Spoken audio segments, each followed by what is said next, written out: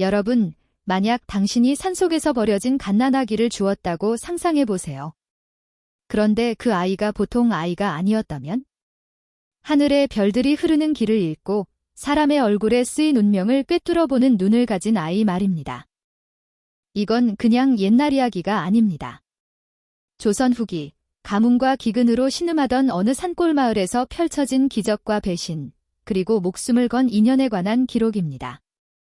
한평생을 산속에서 약초만 캐며 살아온 늙은 노인 두성. 그는 눈보라치는 겨울날 절벽 곁에서 죽어가던 아이를 발견합니다. 모든 게 얼어붙는 그날, 아이를 구한 순간 노인의 인생은 예측할 수 없는 굴레로 빠져들었습니다. 아이는 자라면서 보통 사람이 볼 수 없는 것을 보는 사주천재라는 것을 드러냈습니다. 마을 사람들은 그 아이를 자기 보살이라 불렀지만 그 예리한 눈빛 뒤엔 깊은 슬픔이 서려 있었지요. 아이는 왜 버려졌을까? 그리고 그 아이가 보는 세상은 어떤 모습일까?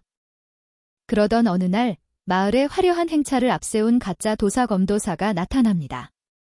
그는 하늘의 뜻을 빌미로 마을 사람들의 공포와 굶주림을 이용해 어린 소녀 베가를 한 발의 요물로 몰아세웁니다. 저 아이가 비를 맞고 있다. 광기 어린 군중은 돌과 몽둥이를 들고 노인과 아이를 뒤쫓기 시작합니다. 피에 젖은 채 캄캄한 동굴로 숨은 그들 앞에 놓인 것은 절체절명의 위기. 하지만 이 모든 것이 검도사의 치밀한 속임수였다는 것을 오직 베가의 눈만이 간파할 수 있었습니다. 그녀의 눈에 비친 검도사의 진짜 얼굴은 욕심과 거짓으로 얼룩진 사기꾼의 모습이었습니다. 과연 베가는 자신의 특별한 능력으로 진실을 밝히고 노인과 마을을 구할 수 있을까요? 아니면 광기의 희생양이 될까요? 이야기의 시작입니다. 이 재수없는 늙은이가 계집아이 요물을 키우는구나. 퍼걱친 발길질에 약초 바구니가 나뒹굴고 두성의 몸뚱이가 바닥에 처박혔습니다. 할아버지, 때리지 마세요. 5살 베가가 두성의 옷자락을 잡고 울먹였지요. 강원도 인제장터 한복판에서 가짜 점쟁이 검도사가 두성을 짓밟고 있었습니다.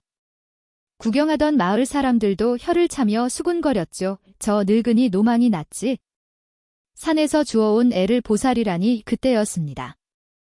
베가가 눈물을 닦으며 검도사를 노려보았지요. 아저씨, 이마에 시커먼 먹구름이 꼈어. 오늘 밤 벼락 맞을 거야? 검도사와 사람들은 배를 잡고 비웃었습니다. 도대체 이 5살 꼬마의 눈에는 무엇이 보였던 걸까요? 어디서 듣고 계신지도 알려주시면 그곳에 좋은 일만 가득하길 바라겠습니다. 때는 조선 후기, 한겨울이었습니다. 타닥타닥 타오르는 불꽃 소리가 마른 땅을 집어삼킬 듯 요란했는데 마을 어귀에 서 있던 초가상간이 순식간에 화염에 휩싸여 비명을 지르듯 쓰러지고 있었습니다.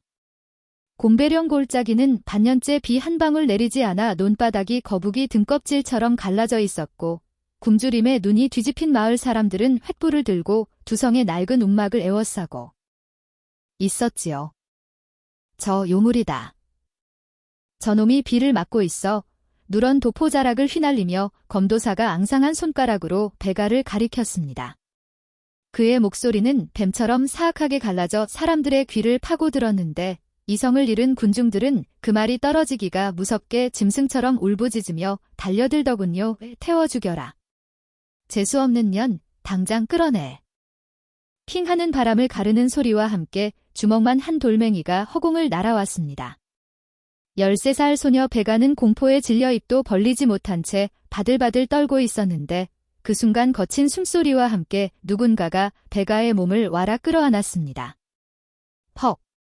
둔탁한 소리가 두성의 등짝을 강타했습니다. 두성은 억소리 한 번 내지 않고 베가의 머리를 자신의 가슴팍에 파묻으며 더 깊이 웅크렸는데 앙상하게 말라붙은 그의 등 위로 무자비한 돌팔매질이 빗발치듯 쏟아졌지요. 할배. 할배. 비켜요. 나 때문에 할배 죽어. 베가의 울부짖음이 두성의 낡은 삼배옷을 적셨지만 두성은 꿈쩍도 하지 않았습니다. 피냄새가 비릿하게 코끝을 찌르고 사람들이 던진 횃불이 움막에 옮겨붙어 매캐한 연기가 사방을 뒤덮었는데 두성은 피가 흐르는 입술을 깨물며 베가의 귀에 대고 거칠게 속삭였습니다.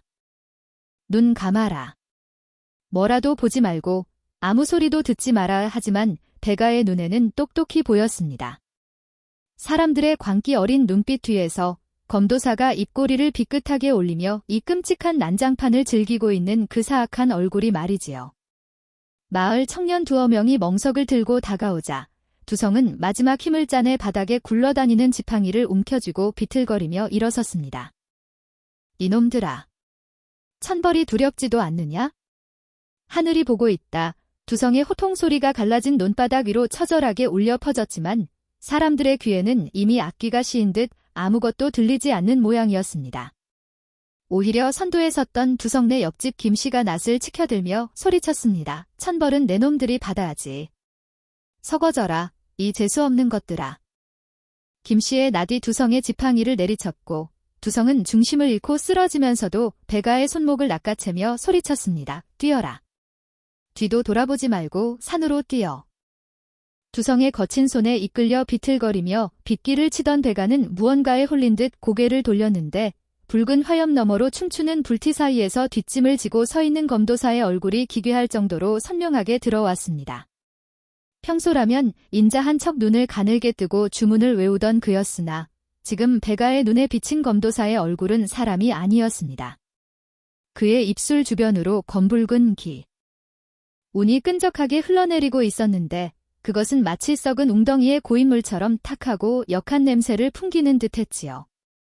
저 사람 입을 봐요. 할배, 베가가 두성의 옷자락을 잡아당기며 비명을 지르듯 외쳤습니다. 입에서 검은 물이 나와요. 비를 부르는 게 아니라 독을 뱉고 있다고요. 소녀의 눈동자가 팔딱 떨렸습니다. 관상서에 이르길 입은 화와 복이 드나드는 문이라 하였는데 검도사의 혀는 두 갈래로 갈라진 뱀처럼 날름거리고 있었고 인중에는 재물을 탐하다 사람을 해칠 살기가 시퍼런 칼날처럼 서려 있었으니까요. 거짓말이야. 저 사람은 도사가 아니야. 우리를 죽이고 도망가려는 도둑놈이라고요. 베가의 절규가 찢어질 듯 밤 공기를 갈랐지만 그 소리는 타닥거리는 불길 소리와 사람들의 고함에 묻혀 공허하게 흩어졌습니다. 오히려 베가의 외침을 들은 마을 안악이 헝클어진 머리를 쓸어넘기며 악을 썼습니다. 저 어린 년이 끝까지 요망한 주둥이를 놀리는구나. 말년이 부정을 타서 하늘이 노한 게야. 아가리를 찢어놔야 비가 내린다. 사람들의 눈에는 이미 흰자위가 보이지 않을 만큼 광기가 서려 있었고 굶주림에 지친 그들에게 베가의 진실은 그저 악마의 속삭임으로 들릴 뿐이었습니다. 그때였습니다. 와중에도 검도사가 천천히 고개를 돌려 베가와 정통으로 눈을 마주쳤습니다. 그의 눈빛은 차갑고 비릿했는데 자신의 정체를 꿰뚫어보는 어린 소녀를 향해 입꼬리를 말아올리며 소리 없이 웃더군요. 마치 내가 알면 어쩌냐 라고 비웃는 듯한 그 섬뜩한 미소에 베가는 등골이 오싹해져 숨조차 쉴 수 없었습니다. 검도사가 부채를 쫙 펼치며 군중을 향해 짐짓 엄숙한 목소리로 명령했습니다. 보시오, 저 요물 끝까지 발악을 하지 않소. 서두르시오. 재물은 살아있을 때 태워야 훈엄이 있는 법이요. 그 마른 기름을 부은 불길처럼 사람들의 사리를 부채질했습니다. 우우하는 짐승 같은 소리와 함께 사람들이 좁혀오자 두성은 본능적으로 베가를 자신의 뒤로 완전히 감추고는 짐승처럼 으르렁거렸습니다. 안 된다. 이놈들아. 내 눈에 흙이 들어가기 전엔 절대 못 데려간다. 퍽. 어디선가 날아온 주먹만 한 돌멩이가 두성의 관자놀이를 정통으로 강타했습니다. 비틀거리는 두성의 몸이 허수아비처럼 휘청거렸고 붉은 피가 주르륵 흘러내려 그의 한쪽 눈을 덮어버렸지만 두성은 쓰러지지 않고 베가의 손목을 으스러질 듯 움켜쥐었습니다. 꼭 잡아라. 뛰어야 한다. 퍽. 또 다른 둔탁한 소리와 함께 두성의 머리가 뒤로 젖혀졌으나 노인은 비명 대신 짐승 같은 기억을 내지르며 흐르는 피를 닦을 새도 없이 베가의 허리춤을 낚아채 자신의 등 뒤로 돌렸습니다. 꽉 잡아. 놓치면 죽는다. 두성의 목소리는 끓는 쇳물처럼 뜨거웠고 그는 마치 성난 황소처럼 횃불을 들고 서 있던 장정들 사이를 향해 무작정 몸을 던졌는데 죽기를 각오한 늙은이의 기세가 워낙 흉흉하여 몽둥이를 든 사내들이 엉겁결에 길을 터주고 말았지요. 순식간에 포위망을 뚫은 두성은 마을 어귀가 아닌 가시덤불이 우거진 뒷산 비탈길로 방향을 틀어 미친 듯이 달리기 시작했습니다. 비켜. 잡아라. 저놈들이 도망친다. 하는 고함과 함께 수십 개의 횃불이 뱀의 혀처럼 일렁이며 그들의 뒤를 바짝 쫓아오고 있었고 두성의 거친 숨소리는 낡은 풀무질 소리처럼 새어나오며 목구멍까지 차올랐습니다. 갈래진 눈에 피가 들어가 배가의 뺨 위로 뚝뚝 떨어지는 것은 빗방울이 아니라 두성의 이마에서 솟구치는 검붉은 선혈이었습니다. 찢어진 이마에서 흐른 피가 두성의 왼쪽 눈을 덮어 시야를 가리고 있었지만 그는 옷소매로 피를 훔쳐낼 시간조차 아까워 한쪽 눈을 질끈 감은 채 오직 발바닥에 닿는 흙의 감각에만 의지해 어둠 속을 내달렸습니다. 날카로운 나뭇가지가 두성의 발목을 핥히고 찢겨진 집신 사이로 날카로운 돌조각이 박혔으나 그는 고통을 느낄 새도 없이 오직 등 뒤의 무게를 지키기 위해 비틀거리는 다리에 힘을 주었습니다. 하지만 이른을 바라보는 노인의 체력은 이미 바닥을 드러내고 있었습니다. 무르고 썩은 나무 뿌리를 밟은 두성의 몸이 크게 휘청거리며 바닥으로 곤두박질 칠 뻔했는데 간신히 중 심을 잡았지만 그 틈을 타 뒤쫓던 사내들의 발소리가 저벅저벅 등 뒤까지 따라붙었습니다. 거기 서라. 천한 것들아. 순순히 오면 곱게 보내주마. 거짓말이었습니다. 횃불에 비친 그들의 눈은 이미 살기로 번들거리고 있었으니까요. 배가는 자신의 무게 때문에 두성이 잡힐 것이라 직감하고는 두성의 등에서 내려오려 발버둥치며 울부짖었습니다. 오 할배. 나 내려줘. 나 버리고 가. 나는 어차피 죽을 운명이라잖아. 할배라도 살아야지. 배가가 두성의 어깨를 밀어내려 했지만 두성의 팔은 마치 늙은 소나무 뿌리처럼 배가의 다리를 올가미로 묶고는 절대 놓아주지 않았습니다. 오 닥쳐라. 두성이 피 섞인 침을 바닥에 뱉으며 소리쳤습니다. 내 팔자가 너를 만난 날부터 바뀌었다고 하지 않았느냐? 내가 죽으면 나도 죽는 것이다. 그때 바로 뒤에서 윙하는 소리와 함께 누군가가 던진 낫이 두성의 발치 옆 나무 기둥에 푹 박혔습니다. 더 이상 평지로 달릴 수 없음을 깨달은 그는 눈앞에 보이는 가파른 산비탈을 내려다보았는데 그곳은 낮에도 다니기 힘든 낭떠러지나 다름없는 험한 경사였지요. 두성은 잠시의 망설임도 없이 배가의 머리를 자신의 가슴팍 끌어당겨 감싸 안았습니다. 눈 감아라. 보고 싶은 게 없어라. 그 짧은 한마디를 남기고 두성은 허공으로 몸을 날렸습니다. 두 사람의 몸이 어둠 속 급경사를 타고 낙엽더미 위를 구르기 시작했는데 두성은 굴러떨어지는 내내 자신의 등과 머리로 바위와 나무 그루터기를 받아내며 품 안의 배가가 다치지 않도록 온몸을 웅크려 인간 방패가 되었습니다. 꾸둥탕하는 요란한 소리와 함께 두성의 등이 거대한 바위에 부딪히고서야 비로소 구르던 몸뚱이가 멈췄는데 노인은 뼈가 으스러지는 고통 속에서도 팔에 힘을 풀지 않아 배가는 털끝 하나 다치지 않고 그 품 안에서 바들바들 떨고 있었습니다. 할배. 할배. 배가가 울음 섞인 목소리로 두성의 가슴팍을 더듬자 두성은 앓는 소리조차 내지 못한 채 거친 숨만 그르렁 내뱉으며 비틀거리는 몸을 억지로 일으켜 세웠지요. 소리 내지 마라. 두성의 목소리는 마치 바람 빠진 풀무처럼 쉰 소리가 났지만 눈빛만은 어둠 속 짐승처럼 형하게 빛나며 주위를 빠르게 살폈습니다. 절벽 위에서는 횃불들이 어지럽게 춤을 추며 점점 아래쪽으로 내려오는 기색이 역력했고 이쪽이다. 핏자국이 있다. 하는 고함 소리가 반바람을 타고 섬뜩하게 들려왔기에 지체할 시간이 없었지요. 두성은 절뚝거리는 다리를 질끈 끌며 배가의 손목을 잡아채고는 덤불이 우거진 바위 틈 사이로 몸을 구겨 넣었는데 그곳은 예전 곰 사냥꾼들이 잠시 비를 피하거나 짐승을 손질할 때 쓰던 버려진 폐동굴이었습니다. 동굴 입구는 칠렁쿨과 마른 잎풀로 뒤덮여 있어 밖에서는 좀처럼 알아보기 힘들었으나 안으로 들어서자 퀭하고 구린 곰팡이 냄새와 오래된 짐승의 배설물 냄새가 코를 찔러 배가는 저도 모르게 헛 구역질을 삼켜야 했습니다. 저기다. 저 아래 덤불을 뒤져봐. 바로 머리 위쪽에서 검도사의 날카로운 목소리가 들려오자 두성은 황급히 배가를 동굴 가장 깊숙한 어둠 속으로 밀어넣고는 자신의 몸으로 입구 쪽을 가로막아 섰습니다.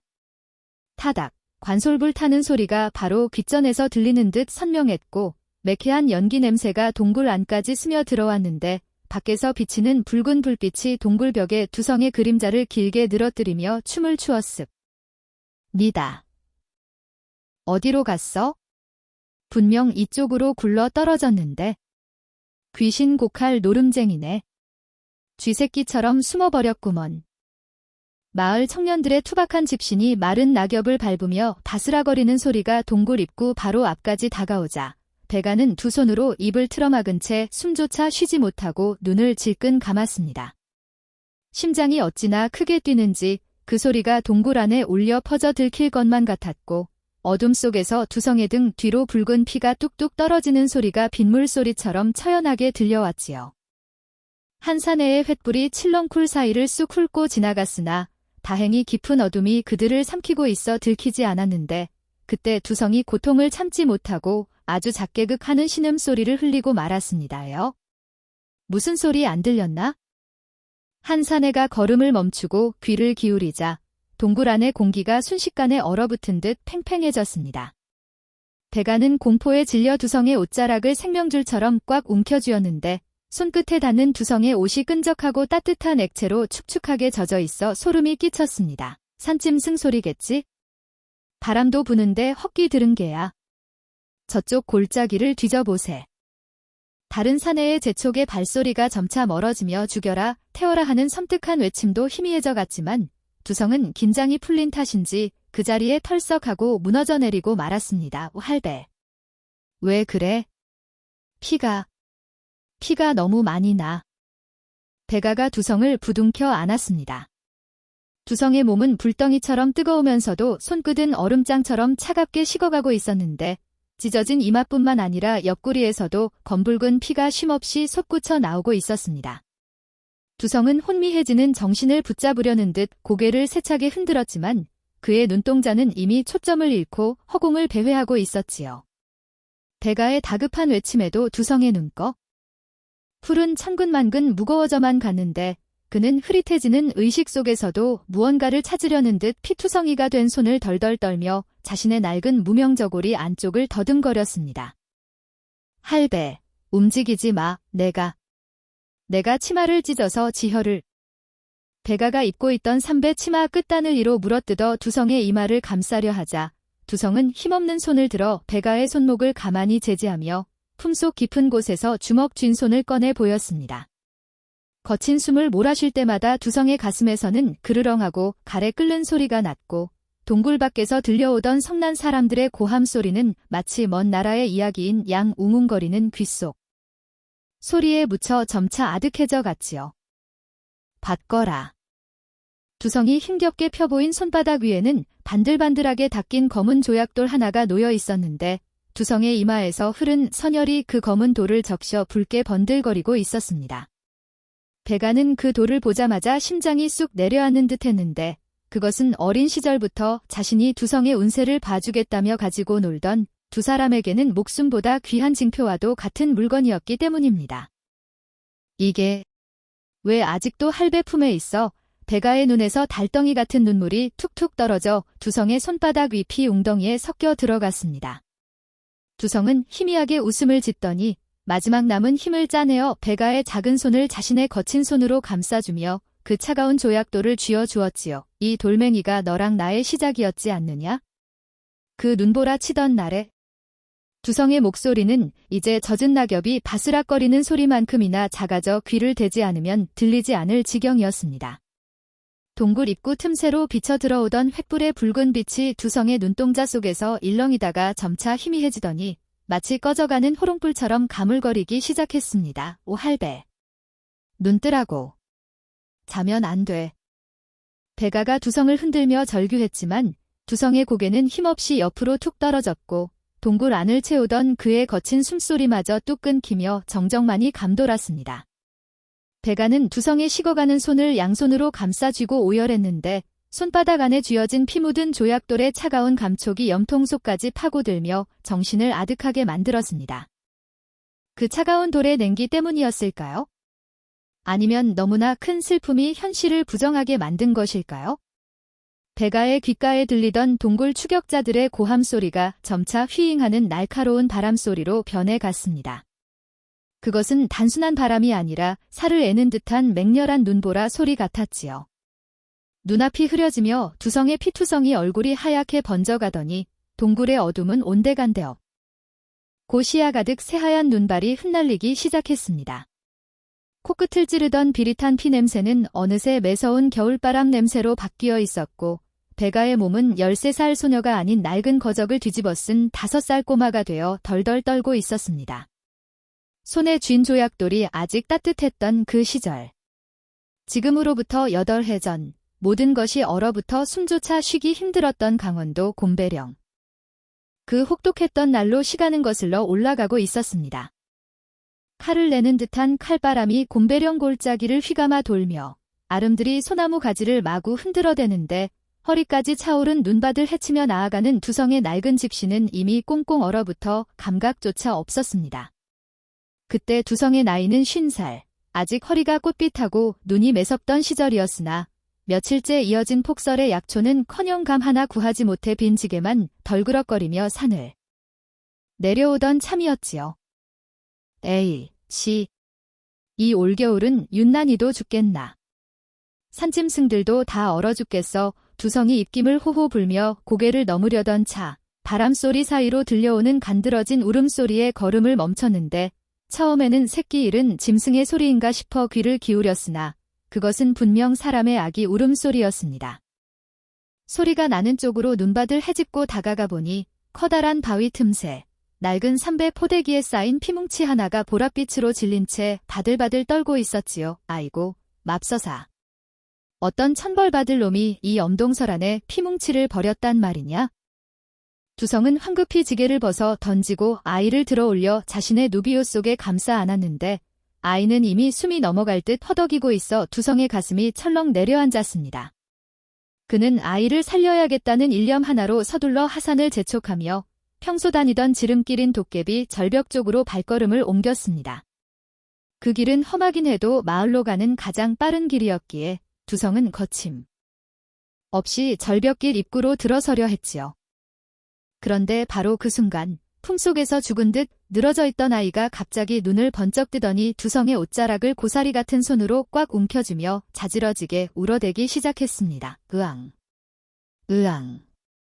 그 울음소리가 어찌나 날카롭고 처절하던지 마치 쇠를 긋는 듯하여 두성의 고막을 찢을 듯했는데 배가 고파오는 소리와는 전혀 다른 기한 살기가 느껴져 두성은 저도 모르게 뒷걸음질 쳤습니다. 아가, 왜 그러느냐? 배가 고픈 게냐? 잠시만 참거라. 금방 내려갈 테니. 두성이 아이를 달래며 다시 절벽길로 발을 내디디려 하자 아이는 더욱 격렬하게 몸부림치며 두성의 가슴을 밀어냈고 그 힘이 갓난아기라고는 믿기지 않을 만큼 세게 나와 두성은 중심을 잃고 눈밭에 엉덩방아를 찍고 말았지요. 그런데 두성이 바닥에 주저앉은 바로 그 찰나였습니다. 무섭게 마치 하늘이 무너지는 듯한 굉음과 함께 두성이 방금 발을 디디려 했던 절벽. 앞쪽 땅이 통째로 갈라지기 시작했습니다. 후루릉. 쾅. 거대한 바위와 흙더미가 눈사태와 뒤섞여 절벽 아래로 쏟아져 내리는데 그 소리가 마치 천둥 소리 같아 온 산이 울렸고 두성의 눈앞에서 길이 순식간에 사라져 버려 낭떠러지가 되었습니다. 뿌연 눈보라와 흙먼지가 자욱할 때 두성은 입을 다물지 못한 채 멍하니 끊어진 길을 바라보았는데 만약 아이가 울며 보채지 않아 그대로 걸어갔더라면 두성은 꼼짝없이 저낭 떨어지 아래 객귀가 되었을 것입니다. 이럴 수가. 내가 날 살린 게냐? 두성이 떨리는 손으로 품속을 들여다보자 방금 전까지 숨이 넘어갈 듯 울어대던 아이는 언제 그랬냐는 듯 울음을 그치고는 두성의 얼굴을 빤히 올려다보고 있었습니다. 그 눈동자가 갓난아기의 것이라기엔 너무나 깊고 선늘하여 두성은 곰배령 호랑이를 만났을 때보다 더한 오싹함을 느꼈지요. 보통 아이가 아니라구나. 하늘이 내게 귀인을 보내신 게야. 두성은 아이의 맑은 눈동자 속에 비친 자신의 놀란 얼굴을 들여다보며 이 아이가 범상치 않은 운명을 타고났음을 직감했습니다. 그는 다시 아이를 품에 단단히 안고는 무너진 절벽길이 아닌 험하고 먼 우회로를 향해 발걸음을 옮기며 중얼거렸습니다. 그래, 같이 살자꾸나. 내 목숨을 살렸으니 이제 내 딸이다. 두성의 등 뒤로 다시금 매서운 눈보라가 몰아쳤지만 품속의 아이는 두성의 심장 소리를 들으며 스르르 잠이 들었고 이것이 훗날 조선 팔도를 뒤흔들 아기보살과 두성의 기막힌 인연의 시작이었습니다.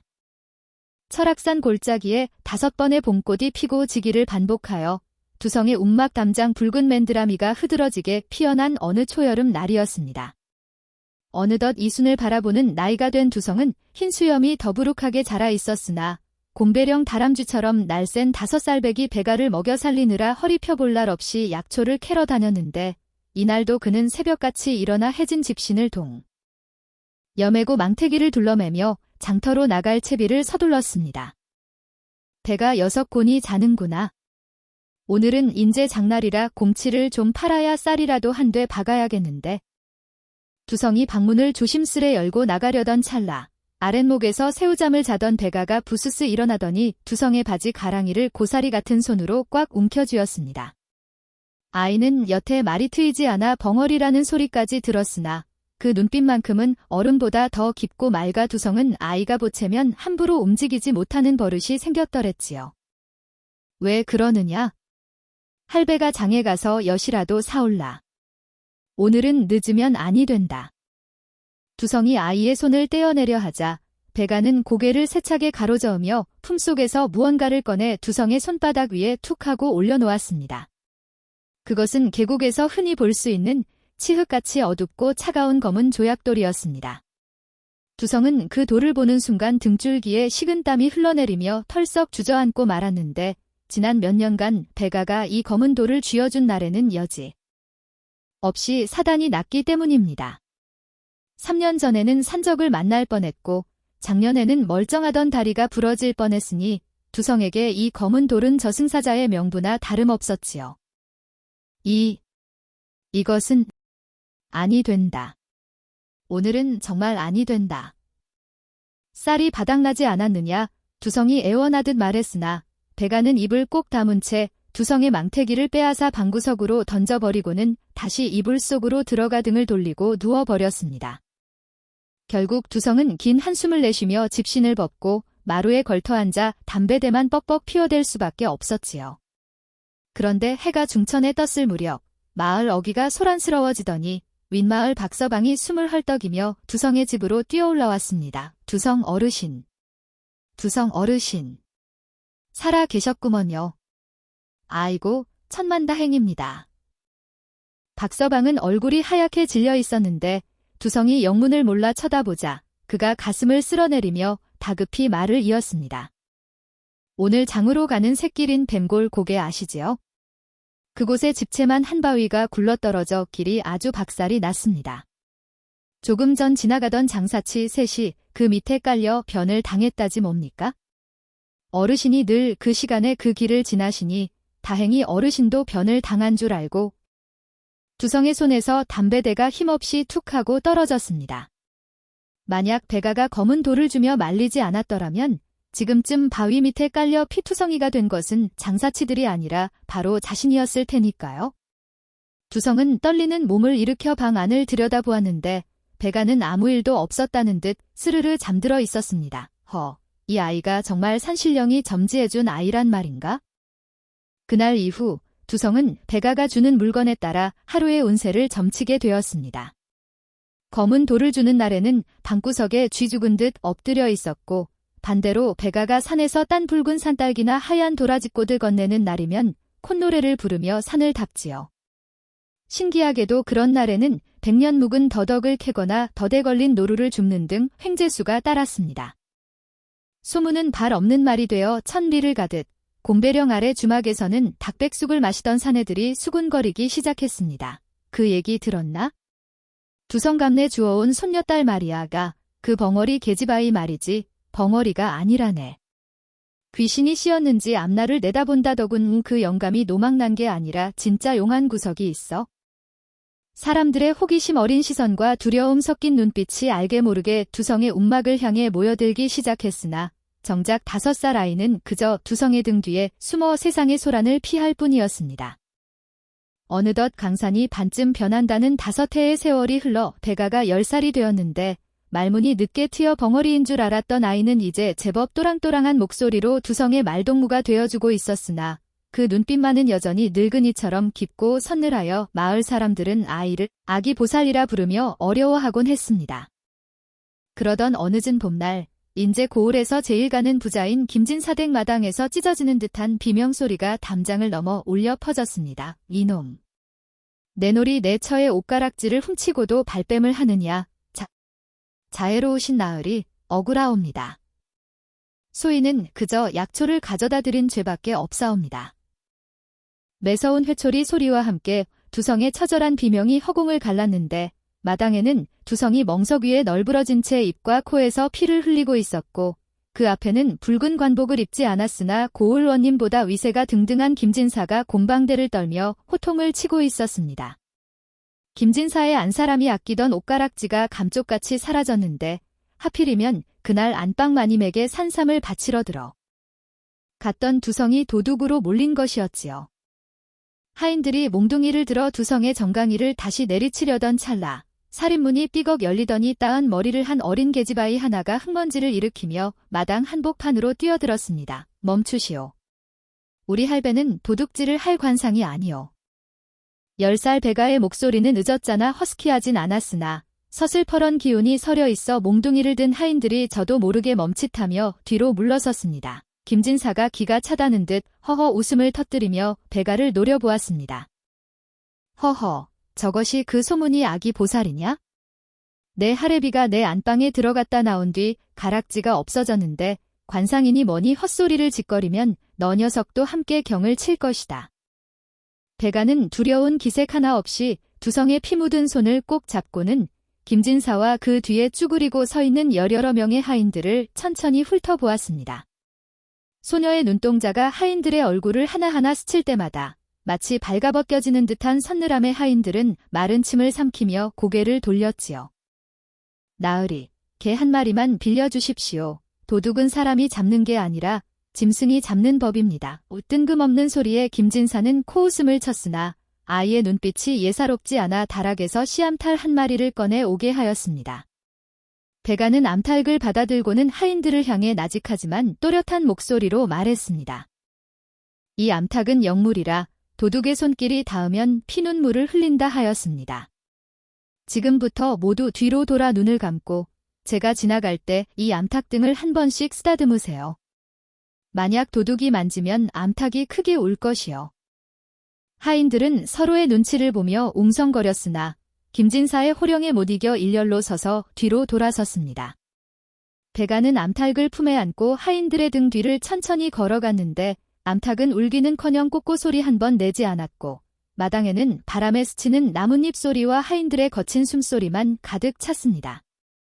모든 하인이 암탉을 쓰다듬고 난 뒤 배가가 김진사 앞으로 돌아와 고개를 숙였습니다. 나으리, 범인을 찾았습니다. 암탉이 울지도 않았는데 무슨 헛소리냐. 김진사가 버럭 소리를 질렀으나 배가는 조용히 하인들 앞으로 다가가더니 맨 끝에 있던 공보 자국이 있는 젊은 하인의 손목을 낚아챘습니다.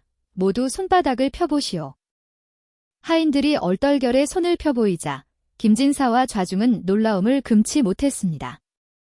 다른 하인들의 손바닥에는 암탉 깃털에 묻어있던 검똥이나 흙먼지가 묻어 있었으나 오직 공보 하인의 손바닥만이 씻은 듯이 깨끗했기 때문입니다. 내 놈은 암탉이 울까 두려워 암탉을 만지는 신용만 하였구나. 죄가 없으면 두려울 것도 없는 법운의 마음속에 도둑이 너를 고발한 것이다. 배가가 사내의 얼굴을 똑바로 쳐다보며 일갈하자 사내의 눈동자가 사시나무 떨듯 흔들리더니 다리에 힘이 풀려 털썩 주저앉았습니다. 그리고 나으리, 저자의 눈밑을 보십시오. 눈동자 아래 흰자위가 드러나고 눈밑 살이 파르르 떨리는 것은 하배안의 도안이라 하여 재물을 탐하고 주인을 배신할 상입니다. 얼굴이 새파래진 사내가 품속에서 옷가락지를 꺼내며 머리를 조아리자 김진사는 할 말을 잃고 멍하니 배가를 바라볼 뿐이었습니다. 누명을 벗은 두성은 다리를 절뚝이며 일어나 배가를 껴안았고 두성의 어깨 너머로 보이는 배가의 눈은 승리감보다는 알 수 없는 슬픔으로 깊게 가라앉아 있었습니다. 이 사건은 삽시간에 인제 고을 전체로 퍼져나가 두성 내 움막 앞에는 쌀가마니와 비단을 든 사람들이 줄을 섰습니다. 허나 호사다말이라 하였던가요? 백아의 명성이 높아질수록 어둠 속에서 이를 시기하는 검은 그림자 또한 서서히 곰배령을 향해 다가오고 있었으니 그것은 바로 한양에서 내려온다는 소문이 검도사였습니다. 김진 사건 이후 곰배령 골짜기 낡은 움막 앞은 그야말로 문전성시를 이뤘는데 쌀 한 되박이라도 들고 와 자식의 혼처나 남편의 병세를 물으려는 안악들의 발길이 끊이지 않았고 두성은 쏟아지는 시주 물품에 입이 귀에 걸리면서도 한편으로는 어린 손녀가 감당해야 할 무게가 버거워 남몰래 한숨을 쉬곤 했습니다. 그러던 어느 늦가을 해질녘 스산한 바람이 불어와 마당의 낙엽을 쓸어내리던 때였지요. 누더기 승복을 걸친 노숙녀 한 분이 살인문 앞에 서서 목탁도 두드리지 않은 채 마당 한가운데 쭈그리고 앉아 흙장난을 치는 배가를 뚫어져라 쳐다보고 있었습니다. 스님, 시주를 받으러 오셨습니까? 찬밥이라도 한 덩이 들릴까요? 두성이 서둘러 부엌에서 보리밥 덩이를 들고 나왔으나 스님은 대답 대신 지팡이로 땅을 쿵 찍으며 배가를 가리켰습니다. 저 아이의 눈 속에 불이 들어있구려. 활활 타는 산불 말이오. 뜬금없는 소리에 두성이 밥덩이를 든 손을 멈칫하였는데 흙먼지를 털며 일어난 배가가 스님 앞으로 다가가 고개를 갸웃거리자 스님은 주름진 손을 뻗어 배가의 이마와 턱을 찬찬히 쓸어보더니 혀를 찼습니다. 만상을 보니 이마가 넓어 하늘의 기운을 받으나 눈꼬리가 솟고 눈동자가 유난히 반짝이니 이는 요 아이야. 내가 태어난 때가 언제냐? 배가가 두성을 쳐다보자 두성이 주저하며 입을 열었습니다. 저 태어난 신씨는 모르고 제가 이 아이를 눈보라 치는 산속에서 주운 날이 병년 동짓달 보름이옵니다. 그 말을 들은 스님의 표정이 급격히 일그러지더니 들고 있던 지팡이를 바닥에 내던지며 탄식과도 같은 말을 뱉어냈습니다. 병오년이라. 도불화이요. 도불화이니. 천지가 불바다로구나. 자주팔자의 화기가 이토록 강하니 주변의 물을 모조리 말려버릴 형국이로다. 두성은 등골이 오싹해져 배가를 등 뒤로 감추며 물었지요. 스님, 그게 무슨 말씀이십니까? 불이라니요. 우리 배가가 불을 낸다는 겁니까? 스님은 깊게 패인 눈으로 두성을 노려보며 낮지만 뼈에 사무치는 목소리로 경고했습니다. 당장 불을 지른다는 게 아니다. 허나 이 아이의 운세는 13살이 되는 해에 절정에 달할 터인데 그때는 하늘의 물길마저 끊일 것이야. 불을 이기는 것은 물뿐이나 이 아이의 기운이 너무 강해 물이 마르면 필연 더 큰 불을 불러들이게 될 것이다. 더 큰 불이라니요? 사람의 탈을 쓴 불 귀신이지.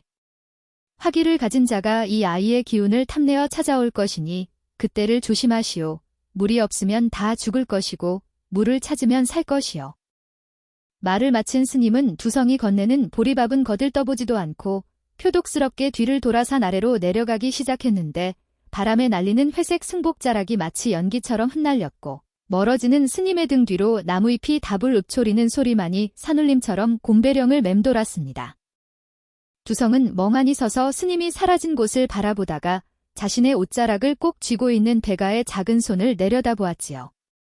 배가는 아무것도 모른 채 맑은 눈망울을 깜빡거렸으나 두성의 눈에는 스님의 말대로 배가의 눈동자 깊은 곳에서 일렁이는 붉은 기운이 보이는 듯하여 저도 모르게 아이를 품에 꽉 끌어안았습니다. 할배, 숨 막혀. 스님이 뭐라 그런 거야? 내가 불이야. 아니다. 그냥 헛소리야. 우리 배가는 보살인데 불은 무슨. 두성은 애써 웃어 보였지만 그날 밤새도록 잠을 이루지 못하고 마른 침을 삼키며 뒤척였습니다. 스님이 다녀가고 두 해가 바뀌어 배가가 12살이 되던 해봄, 곰배령 골짜기에는 불길한 침묵만이 감돌고 있었는데 겨울에 내리지 않던 눈은 봄비로 이어지지 않았고 파종을 앞둔 논바닥은 거북이 등껍질처럼 갈라져 농부들의 가슴마저 타들어가게 만들었습니다. 개울물 흐르는 소리가 끊긴 지 오래된 내는 하얗게 말라 비틀어진 물고기 시체만이 뒹굴고 물을 길어오기 위해 두레박을 던지면 챙벙하는 소리 대신 텅하고 마른 바닥을 치는 소리만이 공허하게 울려 퍼졌으니 마을 안악들은 말라버린 젖을 물린 채 하늘을 원망하며 눈물조차 흘리지 못할 지경이었습니다. 하늘이 노하셨다. 부정을 탄 개야. 이장이 마을 어귀 당산나무 아래 탄식하던 그때 고요하던 마을 입구에서 요란한 징소리와 꽹과리 소리가 쨍그렁징징하고 울려 퍼지더니 흙먼지를 일으키며 한 무리의 사람들이 나타났습니다. 오색 깃발을 앞세운 행렬의 중심에는 8사람이 매는 화려한 가마가 있었고 그 안에는 붉은 도포를 입은 사내가 거만한 자세로 부채를 붙이며 앉아 있었는데 그가 바로 한 양에서 용하다는 소문나 원정까지 왔다는 검도사였습니다. 멈추거라.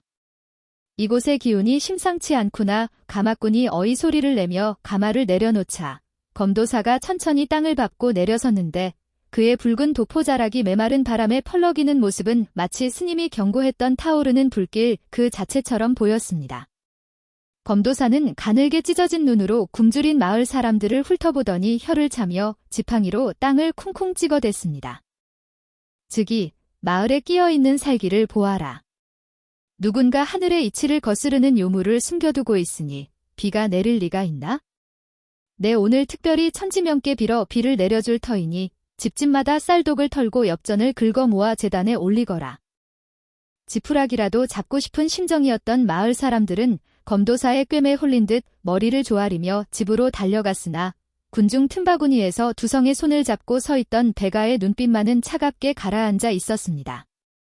배가의 눈에 비친 검도사의 얼굴은 기하기 짝이 없었는데 입으로는 하늘의 뜻을 말하고 있었으나 그의 눈미간과 잔등은 검푸르게 죽어있어 자식이 없는 상이었고 콧방울이 얇고 들창코인 것은 재물이 모이지 않고 새어나가는 전형적인 사기꾼의 관상이었기 때문입니다. 할배, 저 사람 도사 아니야. 배가가 두성의 옷자락을 잡아당기며 속삭였습니다. 뭐라고? 쉬. 목소리 낮춰라. 들으면 큰일 난다. 저 아저씨 얼굴에 욕심이 덕지덕지 붙었어.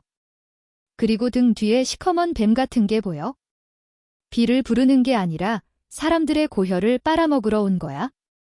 그때 제단을 살피던 검도사가 따가운 시선을 느꼈는지 고개를 획 돌려 배가가 있는 쪽을 쏘아보았는데 수많은 사람 속에 섞여 있었음에도 불구하고 검도사의 눈이 정확히 배가의 눈과 마주쳤습니다.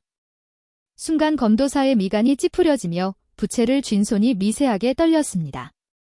그는 평생 밥 먹듯이 거짓말을 해오며 수많은 사람을 속여왔으나 저 산골 소녀의 맑고 깊은 눈동 자와 마주친 순간 마치 발가벗겨지는 듯한 서늘한 공포를 느꼈고 자신의 뱃속에 들어있는 검은 속내를 들킨 것만 같아 등골에 식은땀이 흘렀던 것입니다. 저 아이는 누구냐? 검도사가 부채 끝으로 배가를 가리키자 옆에 있던 이장이 굽신거리며 대답했습니다. 아, 약초꾼 두성 영감의 손녀인데 마을에서는 아기보살이라 불리는 신통한 아이입니다. 아기보살. 검도사의 입가에 비릿한 미소가 번지더니 그의 눈빛이 먹이를 발견한 독사처럼 번들거렸습니다. 그는 직감적으로 알았습니다. 자신의 사기극을 완성하기 위해서는 저 눈 맑은 아이를 제물로 삼아야 한다는 것을. 그리고 스님이 예언했던 불과 물의 전쟁이 바야흐로 시작되었음을 알리는 마른 천둥 소리가 우르릉하고 먼 하늘에서 울려 퍼졌습니다. 검도사는 그날 밤 모두가 잠든 시각에 은밀히 움직였는데 달빛조차 구름에 가려 치흑같이 어두운 틈을 타 소매춤에서 하얀 가루가 든 종이 봉투를 꺼내 들었습니다. 그것은 한양 저작거리에서 구한 파두라는 약재 가루로 조금만 먹어도 배가 뒤틀리고 설사를 하게 만드는 독한 약초였으나 무지한 산골 사람들을 속이기에는 더할 나위 없는 도구였지요. 검도사는 마을 한가운데 있는 공동 우물가로 다가가 주위를 살피더니 입가에 비릿한 미소를 머금은 채 우물 안으로 가루를 털어넣고는 돌아서는 발걸음 소리조차 죽이며 사라졌습니다. 이걸로 끝이다. 원방진 계집년 어둠 속에서 부엉이가 부엉부엉하고 울어대니 마치 다가올 재앙을 경고하는 듯 음산하기 짝이 없었습니다. 다음 날 아침, 마을은 그야말로 아수라장이 되고 말았는데 새벽같이 물을 길어 밥을 지어 먹은 사람들이 하나 둘씩 배를 부여잡고 비틀거리기 시작했기 때문입니다. 아이고, 배야.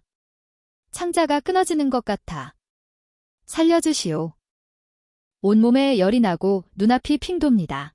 마을 곳곳에서 울고 외괴하고 토하는 소리와 아이들의 자지러지는 울음소리가 섞여 지옥도가 펼쳐졌고 영문을 모르는 사람들은 공포에 질려 얼굴이 하얗게 질려버렸습니다.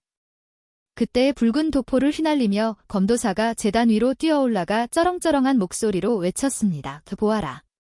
내 뭐라 하더냐? 부정을 탄 것이라 하지 않았느냐?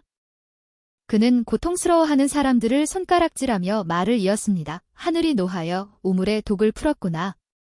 이는 어제 내 굿을 노려보던 저 계집년의 사악한 눈빛이 우물의 전기를 더럽혔기 때문이다. 전년이 바로 가뭄을 부르는 한 발의 자식이다. 사람들의 시선이 일제히 두성의 움막 쪽에 있던 배가에게 꽂혔는데 고통과 두려움은 순식간에 맹목적인 분노로 바뀌어 이성을 마비시켰습니다. 이장이 낫을 들고 앞으로 나서며 고함을 질렀습니다. 저 요물을 잡아라. 당장 멍석에 메어 불태워야 비가 온다. 잡아라. 죽여라. 아니에요. 저 사람이 우물에 뭘 뿌리는 걸 봤단 말이에요. 배가가 목이 터져라 외쳤지만 수십 명의 고함 소리에 묻혀 공허한 메아리가 될 뿐이었고 성난 군중들이 돌멩이와 몽둥이를 들고 두성과 배가를 향해 파도처럼 밀려들었습니다. 두성은 본능적으로 배가를 끌어안고 뒷산으로 뛰기 시작했는데 등 뒤로 날아오는 돌멩이가 퍽퍽하고 등에 꽂힐 때마다 두성의 입에서 단말마 같은 신음이 터져나왔지요. 뛰어라, 배가야. 뒤도 돌아보지 말고 뛰어. 그 급박했던 과거의 외침은 어느새 현재의 캄캄한 동굴 속 거친 숨소리와 뒤섞여 하나가 되었습니다. 헉, 헉. 배가야, 13살이 된 현재의 배가는 식은땀을 흘리며 눈을 번쩍 떴는데 귓가에는 2년 전 그날의 함성처럼 동굴 밖에서 마을 사람들의 고함 소리가 와하고 울려 퍼지고 있었습니다. 이 쥐새끼 같은 것들. 굴 안에 숨은 거 다 안다. 불을 피워라. 연기로 질식시켜서 끌어내. 배가는 떨리는 손으로 옆에 누운 두성의 이마를 짚었습니다. 두성의 얼굴은 재빛으로 변해 있었고 이마에서 흐른 피가 눈을 덮어 숨조차 제대로 쉬지 못하는 위중한 상태였습니다. 과거에도 지금도 저 탐욕스러운 검도사의 새치혀가 만들어낸 거짓말이 기어이 우리를 벼랑 끝으로 몰아넣었구나 하는 생각에 배가의 가슴이 미어지는 듯 했습니다. 하지만 그때 정신을 잃어가던 두성이 피 묻은 손을 들어 배가의 작은 손을 꽉 움켜쥐었습니다. 배가야, 그 돌 가지고 있느냐? 두성의 목소리는 낙엽 밟는 소리처럼 바스락거렸지만 그 눈빛만은 8해 전 산속에서 자신을 처음 발견했을 때처럼 따뜻하고 강인했습니다. 배가는 두성이 쥐어주었던 이제는 반들반들해진 검은 조약돌을 주머니 속에서 만지작거리며 입술을 깨물었습니다. 동굴 입구 쪽에서 매캐한 연기가 스멀스멀 기어 들어오기 시작했고 사람들의 욕설이 점점 더 가까워지는데 배가의 눈동자가 어둠 속에서 횃불처럼 타오르기 시작했습니다. 더 이상 도망칠 곳도 물러설 곳도 없었으니까요. 캄캄한 솔가지 타는 냄새가 좁은 동굴 안을 가득 채우기 시작하자 배가는 젖은 옷소매로 코를 막으며 두성의 얼굴을 감싸 안았으나 허연 연기는 마치 살아있는 뱀처럼 바닥을 기어 두 사람의 숨통을 조여왔습니다. 콜록, 콜록. 할배, 정신 차렷. 두성은 이미 의식을 잃은 듯 미동조차 없었고 밖에서 들려오는 불을 더 지펴라, 쥐새끼들을 훈제해버려라 하는 섬뜩한 고함 소리만이 귓가에 웅웅거리며 맴돌 뿐이었지요. 숨을 들이킬 때마다 불에 달궈진 쇳조각이 폐를 찌르는 듯한 고통이 밀려왔고 배가의 시야도 점차 흐릿해지며 치흑 같은 어둠 속으로 가라앉기 시작했습니다. 그 아득한 정신의 끝자락에서 기하게도 3년 전 장터에서 마주쳤던 그 노스님의 얼굴이 등불처럼 떠올랐습니다. 꿈인지 생시인지 분간할 수 없는 몽롱한 안개 속 노스님은 혀를 차며 배가의 얼굴을 뚫어져라 쳐다보고 있었습니다. 즉, 화기가 너무 강하구나. 내 사주에 불이 이리도 많으니 다가올 재앙 또한 불의 형상을 하고 올 것이다. 스님의 목소리는 동굴 밖 타오르는 횃불 소리와 겹쳐 들렸는데 배가는 꿈속에서조차 답답함에 가슴을 치며 물었습니다. 그럼 어찌 해야 합니까?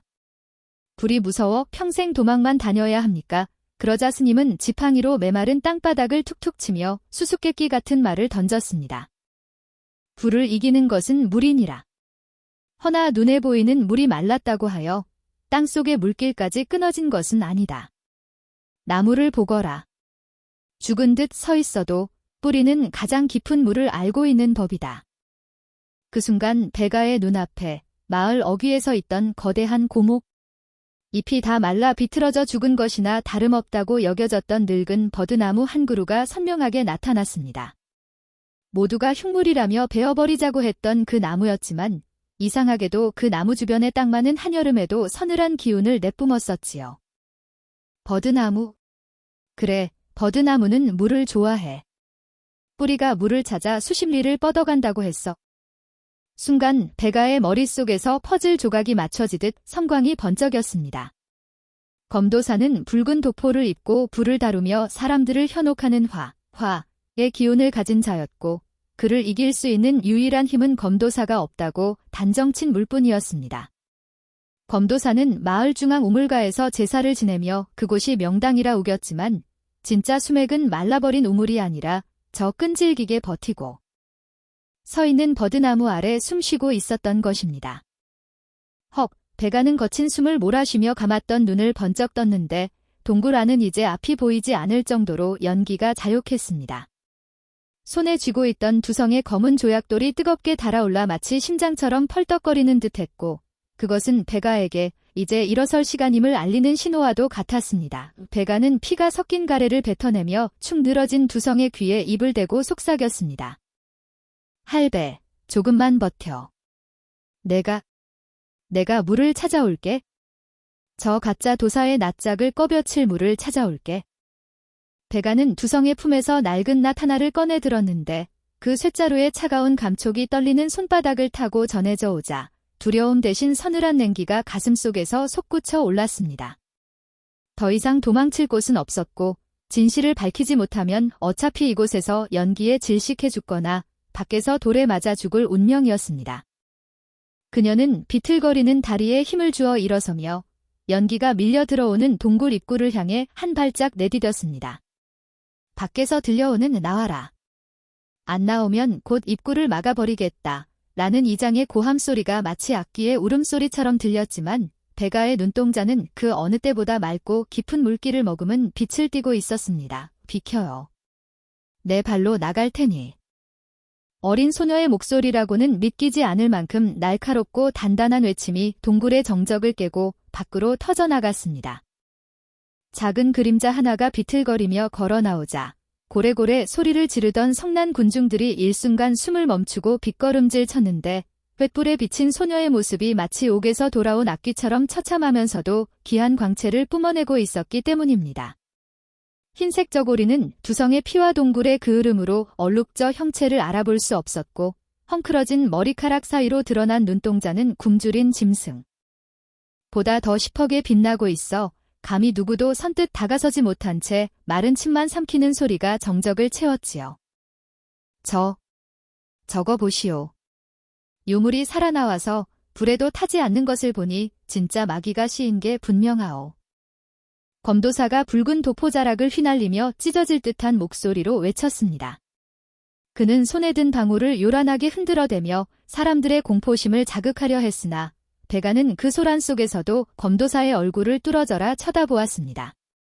흔들리는 횃불 그림자 아래 드러난 검도사의 눈밑은 욕심으로 검게 죽어 있었고 입술은 파르르 떨리고 있어 그것은 위험 있는 도사의 얼굴이 아니라 자신의 거짓말이 들통날까 두려워하는 사기꾼의 전형적인 관상이었지요. 죽여라. 당장 저 녀석을 쳐 죽여야 하늘이 노여움을 풀고 비를 내려주신다. 검도사의 선동에 이성을 잃은 마을 청년 하나가 주먹만한 돌멩이를 집어들었고 획하는 소리와 함께 날아온 돌은 베가의 이마를 정통으로 가격했습니다. 퍽! 둔탁한 파열음과 함께 고개가 뒤로 젖혀지며 찢어진 살점 사이로 붉은 선혈이 주르륵 흘러내려 하얗던 볼을 타고 턱까지 적셨으나 베가는 신음소리 한 번 내지 않고 다시 고개를 똑바로 세웠습니다. 피 냄새. 를 맡은 군중들이 와하고 달려들 기세였지만 피투성이가 된 채 한 발짝도 물러서지 않는 13살 소녀의 서늘한 기에 눌려 멈칫할 수밖에 없었지요. 내 피가 짐승의 피라면 냄새가 날 것이요. 허나 타보이요. 붉고 따뜻한 사람의 피요. 베가의 목소리는 작았으나 웅얼웅얼하게 골짜기를 울렸고 그녀는 피가 흐르는 이마를 닦을 생각도 하지 않은 채 검도사를 향해 천천히 걸음을 옮겼습니다. 발밑에서 늦가을 첫서리를 맞은 낙엽들이 바스락거리며 비명 같은 소리를 냈고 사람들은 홍해가 갈라지듯 귀를 터주며 웅성거렸습니다. 인연이 어디서 주둥이를 놀려. 내년이 비를 맞고 있는 건 천지가 다 아는 사실이다. 검도사가 당황하여 뒷걸음질 치면서도 악을 썼지만 배가는 멈추지 않고 그가 서 있는 제단 앞까지 다가갔습니다. 그리고는 품속에서 두성이 주었던 이제는 피와 땀으로 미지근해진 검은 조약돌을 꺼내어 높이 쳐들었지요. 당신은 불을 불러 비를 막고 있소? 내 사주에 화기가 많다 했으나 당신의 탐욕스러운 혀가 내뿜는 열기에 비하면 아무것도 아니요. 배가가 검도사의 코앞까지 다가가 쏘아붙이자 검도사는 마치 뜨거운 불덩이를 마주한 사람처럼 흠칫하며 주저앉을 뻔했습니다. 마을 이장이 헛기침을 하며 낫을 들고 나섰습니다. 이게 무슨 해괴한 짓이냐? 서 전염을 묻지 않고 뭐 하는 게야? 하지만 배가는 이장의 눈을 똑바로 바라보며 난자로가 시퍼게 빛나는 것에도 아랑곳하지 않고 또렷하게 말했습니다. 그녀의 머릿속에는 꿈에서 본 말라비틀어진 버드나무 한 그루가 선명하게 박혀 있었고 지금 이 순간 그 나무가 자신을 부르고 있다는 확신이 들었기 때문입니다. 나를 죽이려거든 죽이시오. 헛. 내가 죽으면 이 마을은 영원히 물 한 방울 구경하지 못할 것이요. 사람들의 웅성거림이 더욱 커졌습니다. 저게 무슨 소리야? 물을 찾을 수 있다는 거야? 목마름에 지친 사람들에게 이 물이라는 단어는 그 어떤 주술보다 강력한 힘을 발휘했기에 던지려던 돌을 슬그머니 내려놓는 이들도 생겨났지요. 배가는 그 틈을 놓치지 않고 피 묻은 손가락을 들어 마을 어귀, 앙상하게 말라 죽어가고 있는 늙은 버드나무 쪽을 가리켰습니다. 검도사가 굿판을 벌린 이곳은 땅의 기운이 다 타버린 곳이요. 진짜 물은 적이 있어? 검도사의 얼굴이 사색이 되어 하얗게 질렸는데 그가 몰래 숨겨둔 재물 보따리가 바로 그 버드나무 근처 덤불 속에 있었기 때문입니다. 저곳은 절대 안 된다. 감히 어디를 가리키는 게냐? 검도사가 마치 뜨거운 숯불을 밟은 사람처럼 펄쩍 뛰며 비명을 질렀는데 그 목소리가 찢어질 듯 날카로워 횃불을 들고 서 있던 장정들조차 흠칫하며 뒤로 물러설 정도였습니다. 그는 사색이 된 얼굴로 버드나무 앞을 가로막으며 두 팔을 벌렸는데 그 꼴은 마치 똥 묻은 개가 제 밥그릇을 지키려는 다급한 모양새와 다를 바가 없었지요. 저 버드나무는 이 산골에 귀신이 모이는 흉한 곳이다. 저곳을 건드렸다가는 당장 하늘에서 불벼락이 떨어져 너희 놈들 뼈도 못 추릴 것이다. 검도사가 입에 거품을 물어가며 저주를 퍼부었으나 배가는 눈 하나 깜짝하지 않고 피 묻은 손으로 앙상한 버드나무 가지를 가리키며 또렷하게 말을 이었습니다. 그녀의 눈빛은 횃불보다 더 강렬하게 타오르고 있어 굶주림과 공포에 질려있던 마을 사람들의 시선을 단숨에 빨아들였지요. 버드나무는 물을 좋아하는 나무요. 뿌리가 물을 찾아 땅속 깊이 뻗어나가는 법인데 저 나무가 비록 말라가나 아직 죽지 않고 버티는 것은 그 아래 굵은 물줄기가 흐르기 때문이요. 배가가 한 걸음 더 내디디며 검도사를 향해 서늘한 미소를 지었습니다. 그녀의 이마에서 흐른 붉은 피가 턱끝에 맺혀 뚝뚝 떨어지는 모습이 기이한 위협감을 주어 검도사는 뒷걸음질 치면서도 품속의 부적을 만지작거리며 식은땀을 줄줄 흘렸습니다. 도사라는 자가 나무의 이치조차 모르면서 어찌 하늘의 뜻을 논하오? 당신이 두려워하는 것은 귀신이 아니라 저 나무 밑 덤불 속에 숨겨둔 당신의 더러운 진보따리가 들통나는 것이 아니오. 인연이 미쳐도 단단히 미쳤구나. 검도사가 품에서 쇠로 만든 방울을 꺼내 배가의 머리통을 내리치려 달려들었으나 그 순간 묵직한 지팡이 하나가 검도사의 팔을 타악하고 쳐냈습니다. 마을의 가장 큰 어른이자 이 사태를 관망하던 촌장 영감이 앞으로 나선 것이었지요. 촌장은 간밤에 적적 갈라진 논바닥 같은 주름진 얼굴을 들어 헐떡이는 검도사와 피투성이 배가를 번갈아 쳐다보았습니다. 촌장 어른, 제 말을 믿지 마시오. 전연이 요물이라 헛소리를 하는 것입니다. 검도사가 다급하게 매달렸지만 촌장의 눈길은 이미 말라비틀어진 버드나무 아래로 향해 있었습니다. 사람이 먹을 물도 없어 소용돌이를 받아먹는 판국에 물이 있다는 말은 귀신이 나온다는 말보다 100배는 더 중한 것이었기 때문입니다. 아기야, 내 말이 사실이냐? 촌장의 목소리는 갈라진 북소리처럼 답답하고 무거웠습니다. 배가는 촌장 앞에 무릎을 꿇는 대신 꼿꼿이 서서 자신의 목에 손을 갖다 대었습니다. 저곳을 파서 물이 나오지 않는다면 제 목을 치시오. 좌중이 찬물을 끼얹은 듯 조용해졌습니다. 13살 어린 계집아이가 서슬 퍼러은 작두 위를 걷듯 목숨을 내놓자 웅성거리던 사람들 사이에서 침 넘어가는 소리만 꿀꺽꿀꺽 들려왔지요. 배가는 거기서 멈추지 않고 검도사를 쏘아보며 쇠기를 박았습니다. 허나 물이 나온다면 저 가짜 도사의 진보다리를 풀어 그 안에서 무엇이 나오는지 똑똑히 보셔야 할 것이요. 안 된다. 절대 안 돼. 이것들이 다 미쳤구나. 검도사가 발악하며 땅바닥을 구르자 촌장이 지팡이로 땅을 쿵 하고 내리찍었습니다. 그 둔탁한 진동이 사람들의 가슴을 울렸고 촌장은 결심한 듯 굵은 눈썹을 꿈틀거리며 명을 내렸지요. 덕치라. 못들 하느냐? 곡괭이를 가져오라. 좀. 촌장님, 정말 파보예요. 재앙이 닥치면 어차피 물 한 모금 못 마시고 말라 죽으나 귀신한테 잡혀 죽으나 매일 반이다. 파라.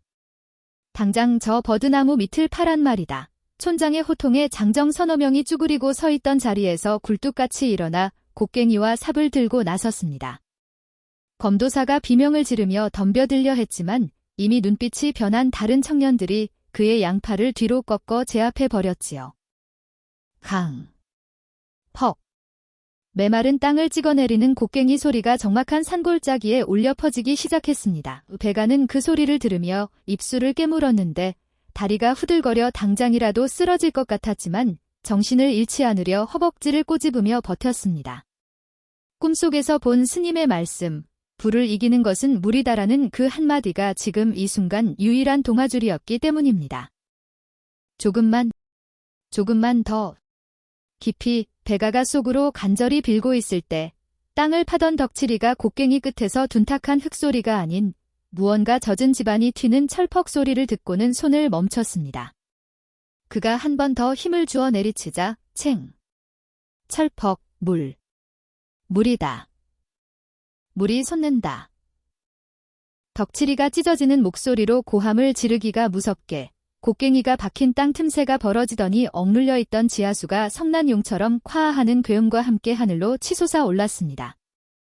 오랫동안 비를 구경조차 못했던 마을 사람들은 갑작스러운 물벼락에 혼비백산하여 뒷걸음질 쳤으나 이내 그것이 그토록 갈구하던 생명수임을 깨닫고는 어안이 벙벙한 채 쏟아지는 물줄기를 멍하니 바라보았지요.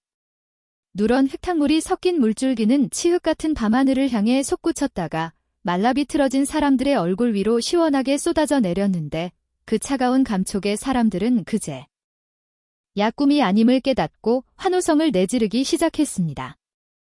아이고, 세상에. 진짜 물이여. 버드나무 밑에 물이 있었어. 배가 말이 맞았어. 저 어린 것이 진작을 보았단 말이다. 사람들이 덩실덩실 춤을 추며 흙탕물에 얼굴을 비비고 입을 벌려 물을 받아 마시는 사이 배가는 다리에 힘이 풀려 그 자리에 주저앉고 말았습니다. 긴장이 풀리자 찢어진 이마의 상처가 욱신거리고 눈앞이 핑 돌았지만 그녀의 곁을 지키던 두성이 피투성이가 된 몸을 이끌고 와 떨리는 손으로 손녀의 어깨를 감싸 안았지요. 잘했다, 내 새끼. 정말 잘해. 두성의 눈에서 흐르는 뜨거운 눈물이 솟구치는 지하수와 섞여 배가의 볼을 타고 흘러내렸습니다. 그때 혼란을 틈타 슬금슬금 뒷걸음질 치던 검도사의 모습이 촌장의 매서운 눈에 포착되었습니다. 물이 터져나오는 것을 보고 사색이 된 검도사는 이미 반쯤 귀신이 씌인 듯 신발 한 짝이 벗겨진 줄도 모르고 어둠 속으로 도망치려 하고 있었던 것입니다. 개새끼야. 저 사기꾼 놈을 당장 잡아라. 촌장의 호령이 떨어지자 물을 마시던 장정들이 독수리같이 달려들어 검도사의 뒷덜미를 낚아챘습니다. 철퍼덕. 검도사가 진흙탕이 된 바닥에 처박히며 비명 같은 신음소리를 내질렀지만 분노한 청년들은 그를 질질 끌고 와 촌장 앞에 무릎 꿇렸지요. 촌장은 지팡이로 검도사가 가슴에 소중히 품고 있던 붉은 비단 진보다리를 가리켰습니다. 배가의 말대로 물이 나왔으니 이제 내 놈의 짐을 확인해 볼 차례다. 뭐들 하느냐? 당장 끌러보거라. 야, 안 됩니다. 이건 신성한 제수용품이라 손을 대면 부정을 탄다고 검도사가 다급히 보따리를 감싸주며 발버둥쳤으나 덕칠이가 거칠게 그의 손을 쳐내고 보따리 매듭을 찢어지는 소리가 나도록 뜯어 벗겼습니다. 그러자 보따리 안에서 쏟아져 나온 것은 신성한 제사용품이 아니라 이웃마을 진사댁에서 잃어버렸다던 은수저 한 벌과 옷가락지 몇 개, 그리고 정체를 알 수 없는 하얀 가루가 든 종이봉투들이었습니다. 덕칠이가 종이봉투 하나를 집어들고 냄새를 맡더니 인상을 찌푸리며 소리쳤습니다. 이게 무슨 냄새요? 아주 고약한데. 촌장님, 이것 좀 보십시오. 촌장이 그 가루를 받아 손가락으로 찍어 맛을 보고는 얼굴이 불그락푸르락해지며 지팡이를 들어 검도사의 어깨를 사정없이 내리쳤습니다. 은혜 이놈. 이것은 파도 가루가 아니냐? 소들에게 먹이면 설사를 일으키고 사람 배를 앓게 하는 독초 가루를 어찌 내 놀이 가지고 있느냐? 그제야 마을 사람들은 사태를 파악하고 경악을 금치 못했습니다. 지난달 마을의 소들이 갑자기 시름시름 앓고 아이들이 배탈이 나서 누운 것이 귀신의 저주가 아니라 검도사가 오물에 탄 그 가루 때문이었음을 깨닫게 된 것이지요. 검도사는 얼굴이 흑빛이 되어 덜덜 떨며 변명을 늘어놓으려 했지만 이미 분노한 군중들의 귀에는 아무것도 들리지 않았습니다. 저 놈이 우리 소를 죽였어. 우리 애를 잡을 뻔했다고. 가짜 도사놈. 당장 멍석을 말아라. 조금 전까지 배가와 두성을 향해 던지려 했던 돌멩이들이 이제는 진흙탕 속에 처박힌 검도사를 향해 날아들기 시작했습니다. 퍽퍽. 진흙을 뒤집어 쓴 검도사는 살려달라고 비명을 지르며 바닥을 기었으나 그 모습은 영험한 도사가 아니라 비를 맞고 하수구에 빠진 쥐새끼 꼴이나 다름 없었습니다. 배가는 두성의 품에 안겨 그 광경을 바라보며 깊은 숨을 내쉬었습니다. 스님의 말씀대로 검도사를 이긴 것은 버드나무 아래의 샘이었고 거짓을 이긴 것은 흔들리지 않는 진실이었습니다. 촌장이 검도사를 관아로 끌고 가라 한 뒤 젖은 옷을 입은 채 배가에게 다가와 허리를 굽혔습니다. 아기야. 아니, 아기 보살님이. 늙은이가 눈이 어두워 귀인을 알아보지 못하고 큰 죄를 지을 뻔했구나. 우리 마을을 살려주어 정말 고맙다. 촌장의 사과에 돌을 던지던 마을 사람들도 하나 둘씩 멈추고 배가를 향해 고개를 숙였습니다. 누군가는 미안함에 눈물을 훔치고 누군가는 경외심에 찬 눈빛으로 그녀를 올려다보았지요. 하지만 배가는 그들의 칭송이 귀에 들어오지 않았습니다. 그저 자신의 곁에서 피를 흘리면서도 안도감에 미소 짓고 있는 할아버지, 두성의 거친 손을 잡고 있을 수 있다는 사실만이 감사할 따름이었습니다. 오 할배, 이제 집에 가자. 나 배고파. 배가가 두성의 옷자락을 잡고 작게 속삭이자 두성이 고개를 끄덕이며 그녀를 어깨에 올려주려 했습니다. 하지만 촌장이 황급히 손을 저으며 가마를 가져오라 소리쳤습니다. 그날 밤 곰배령 골짜기에는 비는 오지 않았으나 땅에서 솟은 물이 마른 개울을 채워 흘러내리는 소리가 졸졸졸 끊이지 않았고 횃불을 든 마을 사람들의 행렬이 영웅이 된 소녀와 노인을 모시고 산을 내려가는 장관이 펼쳐졌습니다. 배가는 흔들리는 가마 안에서 쏟아지는 잠을 이기지 못하고 스르르 눈을 감았는데 꿈속에서도 버드나무 아래 맑은 물이 솟구이는 소리가 자장가처럼 들려왔더랬지요. 가뭄의 악몽이 거치고 어느덧 두 번의 겨울이 지나 곰배령 골짜기에도 다시 붉은 단풍이 흐드러지게 피어난 늦가을이었습니다. 15살이 된 배가는 이제 더 이상 두성의 등 뒤에 숨던 어린아이가 아니었는데 그녀가 약초를 캐러 산을 오를 때면 다람쥐도 길을 비켜준다는 소리가 돌 만큼 그 눈빛에는 깊은 총기가 서려 있었지요. 두성은 마당 평상에 앉아 다해진 집신을 기우며 부엌에서 달각 소리를 내며 저녁을 짓는 배가를 흐뭇하게 바라보곤 했습니다.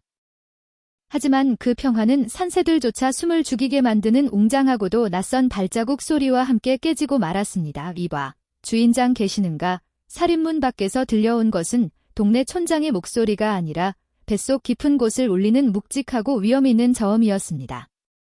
두성이 놀라 바늘을 내려놓고 고개를 돌리니 좁은 산길을 가득 메운 수십 명의 관군들과 그 한가운데 햇빛을 받아 번쩍이는 붉은 비단 가마가 놓여있는 것이 아니겠습니까? 말발굽 소리가 다그닥거리며 땅을 울렸고 깃발이 바람에 펄럭이는 소리마저도 스를 퍼렇게 들려왔습니다. 두성은 본능적으로 부엌에 있는 배가를 등 뒤로 감추듯 일어서며 떨리는 목소리로 물었습니다. 누구십니까? 이 깊은 산골엔 어인 일이십니까? 그러자 가마의 문이 스르르 열리더니 백발이 성성하지만 눈빛 많은 형한 노인이 가죽신을 신고 땅을 디뎠습니다. 그는 조선의 조정에서 1인지하 만인지상이라 불리는 영의정 김대감이었는데 그의 관복 흉배에 수놓아진 학 2마리가 마치 살아서 움직이는 듯 위엄을 주었지요.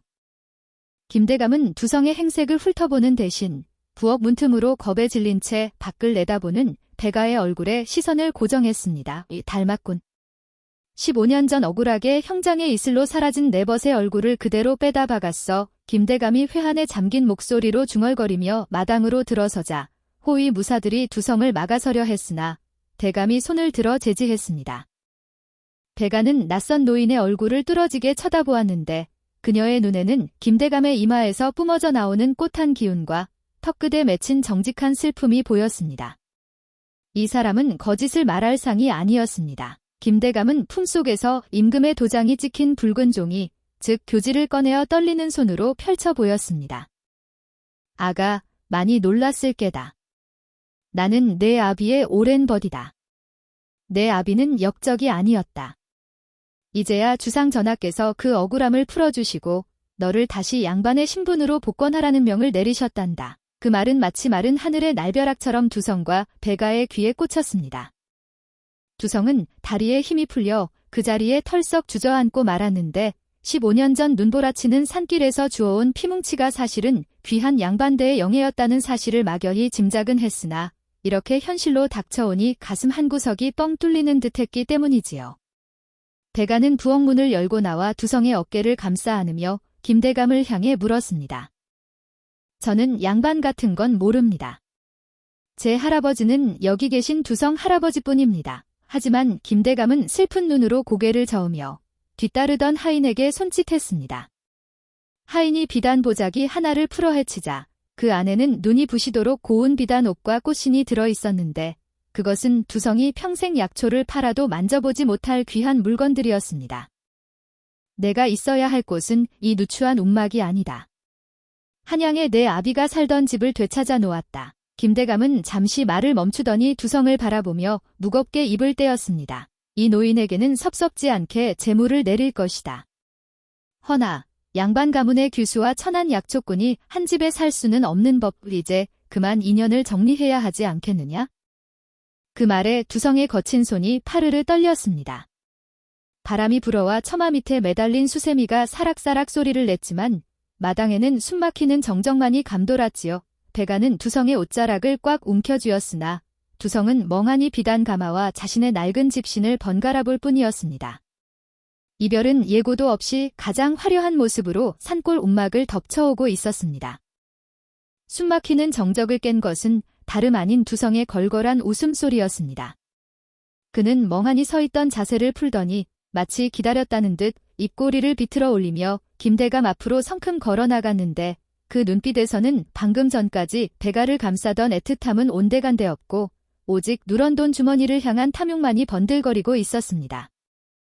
허허, 대감마님, 진짜 그리 말씀하셨어야지요. 두성의 목소리는 쇳소리가 섞여 거칠게 갈라졌고 그는 김대감의 하인이 들고 있던 묵직한 전대를 낚아채듯 받아들었는데 묵직한 엽전들이 서로 부딪히며 철그럭거리고 요란한 소리를 내자 두성은 그 소리가 세상에서 제일 좋은 음악이라도 되는 양 귀에 갖다 대며 낄낄거렸습니다.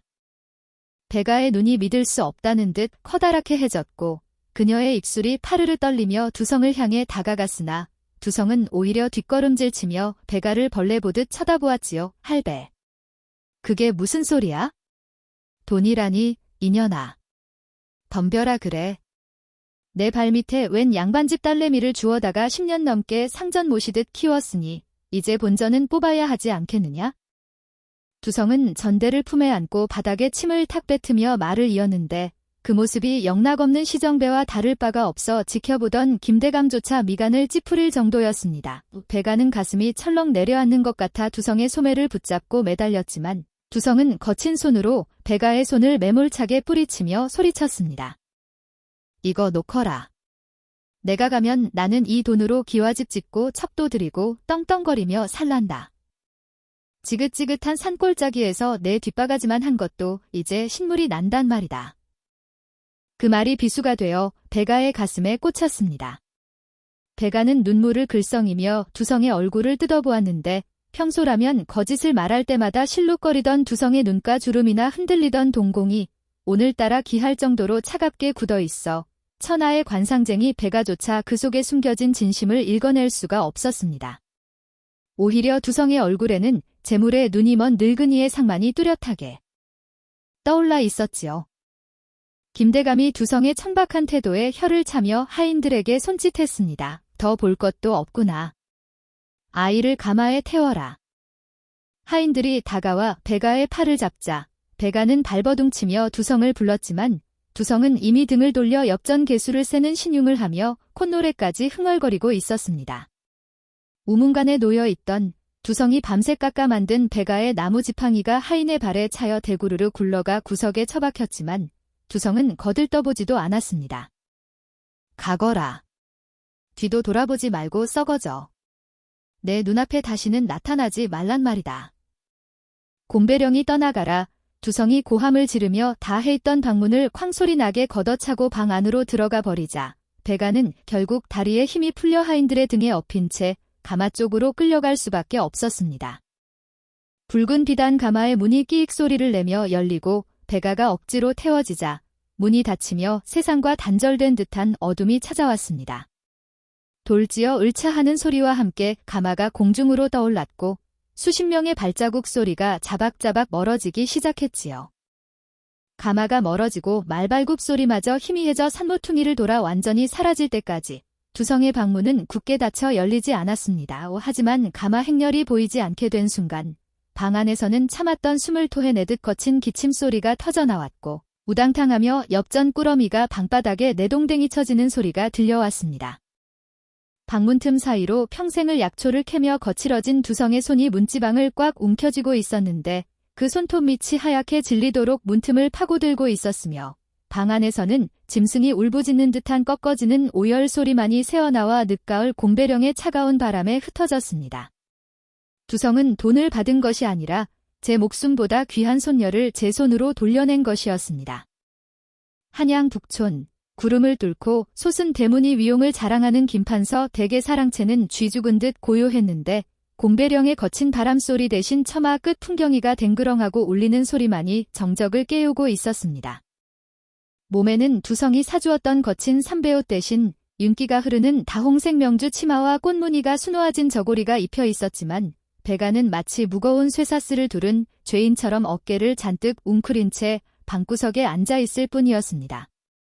방 안은 따뜻한 온돌 열기로 훈훈했으나 베가의 손끝은 한겨울 설악산 바위처럼 차갑게 식어 있었고 화려한 자개장과 비단 병풍이 방을 가득 채우고 있었음에도 그녀의 눈에는 그 어떤 색채도 담기지 않는 듯 비어 보였지요. 아기씨, 드실 시간입니다. 방문 밖에서 몸종의 조심스러운 목소리와 함께 문이 열리고 칠첩반상이 차려진 소반이 들어왔는데 하얀 쌀밥에서 피어오르는 김이 방안을 채웠으나 베가는 고개를 돌려 외면했습니다. 기름진 고기 반찬과 귀한 조기 구이가 유기 그릇에 담겨 번쩍거렸지만 베가의 코 속에는 구수한 밥 냄새 대신 두성이 끓여주던 수육의 탄 냄새와 곰팡이 핀 움막의 흙 냄새만이 환영처럼 맴 돌고 있었기 때문입니다. 몸종 아이가 안절부절 못하며 숟가락을 집어들고 권했습니다. 대감마님께서 걱정이 태산 같으십니다. 한 술이라도 뜨셔야 기운을 차리지요. 베가는 억지로 숟가락을 받아들었으나 손이 파르르 떨려 노숟가락이 밥그릇 모서리에 부딪히며 챙하고 날카로운 소리를 냈고 그 소리에 놀란 듯 베가는 숟가락을 떨어뜨리고는 입술을 깨물었습니다. 그녀의 눈앞에 돈주머니를 받아들고 비릿하게 웃던 두성의 마지막 얼굴이 아른거려 도저히 목구멍으로 밥을 넘길 수가 없었던 것입니다. 오 물러가라. 생각이 없다. 베가의 목소리는 다 갈라져 쇳소리가 났는데 몸종은 혀를 차며 상을 물렸고 방문이 닫히자 다시금 숨막히는 정적이 감옥의 창살처럼 베가를 옥죄어 왔습니다. 밤이 깊어지자 김판서가 처소를 찾았는데 그는 15년 만에 찾은 딸이 안쓰러운 듯 뒷짐을 진 채 헛기침을 하며 들어왔습니다. 내가 이리 신음을 전폐하면 나를 살려준 그 노인의 뜻을 거스르는 것이다. 그 자가 왜 너를 보냈겠느냐? 내가 귀하게 살기를 바라서가 아니더냐? 김판서의 말은 논리 정연했고 표정에는 깊은 슬픔이 흘렀지만 백아가 고개를 들어 그의 얼굴을 뜯어보니 이마에는 관운을 뜻하는 빛이 서려 있었으되 눈가에는 딸을 잃어버렸던 죄책감보다 가문의 체면을 되찾았다는 안도감이 더 짙게 배어 있었습니다.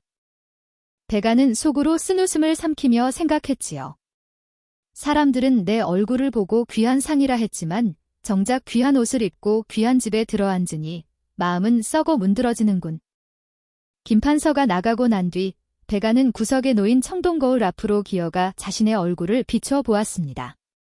거울 속에 비친 소녀는 더 이상 곰배령을 뛰어다니던 산골 아이가 아니었습니다.